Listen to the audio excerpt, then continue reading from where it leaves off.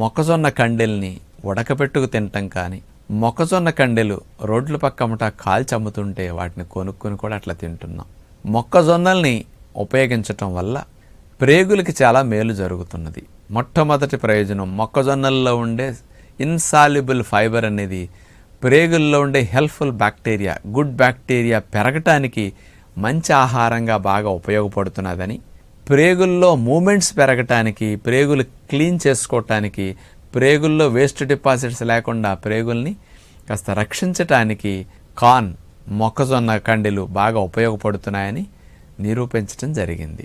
మొక్కజొన్న కండెల్ని IBS ఉన్నవారు, irritable bowel syndrome ఉండి కొంతమందికి మోషన్ వచ్చినట్టుంటుంది, రాదు, ఇరిటేషన్లో ఉండి అసంతృప్తిగా అనిపిస్తుంది, ఎక్కువసార్లు వస్తుంది, ఒకసారి సరిగా అవ్వదు, ఒక్కోసారి లూజుగా నొప్పితో బయటకు వస్తూ ఉంటుంది.